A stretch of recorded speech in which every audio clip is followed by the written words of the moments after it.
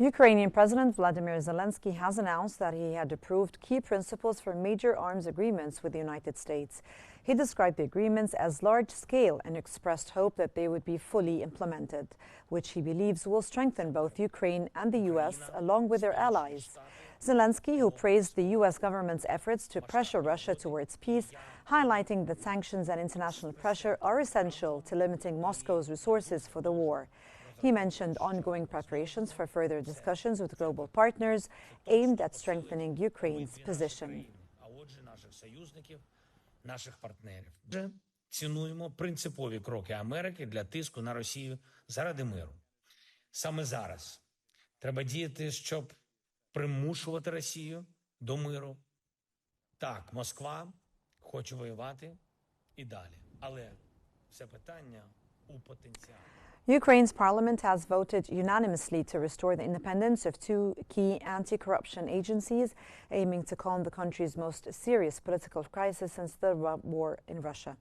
The bill, submitted by President Vladimir Zelenskyy, passed with a 331-0 vote after growing pressure from civil society and European leaders. Protesters gathered outside Parliament demanding swift action. Cheers erupted as the vote was streamed live and the bill passed. The measure now awaits Zelenskyy's signature, marking a critical step in Ukraine's effort to uphold democratic reforms and maintain Western support.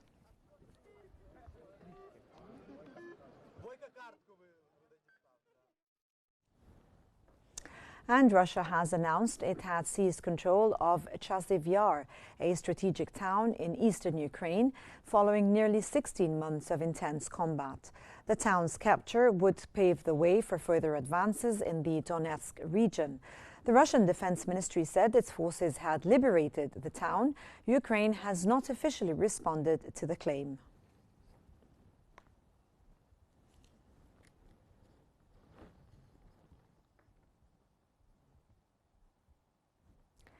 And Russia has launched a massive drone and missile attack on Kiev, killing at least 8 people, including a 6-year-old boy, and injuring 88. Explosions rocked the city overnight as emergency crews searched for survivors.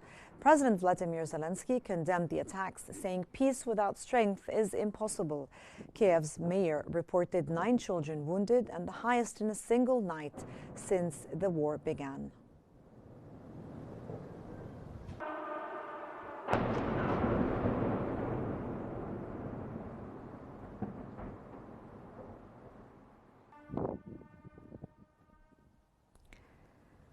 U.S. President Donald Trump has announced a new health initiative aimed at improving digital medical records, partnering with companies like Amazon, Google, Apple, and OpenAI. The plan focuses on seamless information sharing between patients and healthcare providers and giving patients greater access to their own medical records. The Centers for Medicare and Medicaid Services supports the initiative, emphasizing interoperability to enhance communication across the healthcare system. A reality. Secretary Scott Bessent, Robert F. Kennedy Jr. for joining us. For decades, America's healthcare. And Lithuania's Prime Minister Gintautas Paluckas has announced his resignation following pressure from a junior coalition party. The Social Democrat leader faced calls to step down over business connections to a company owned by his sister-in-law. The junior party had threatened to leave the ruling coalition unless Paluckas resigned, prompting his decision to step aside.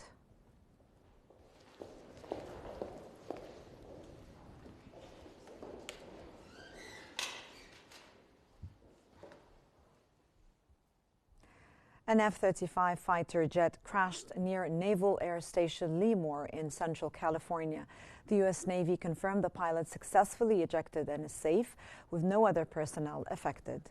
The cause of the crash remains under investigation, and Lockheed Martin, the jet's manufacturer, had no immediate comment.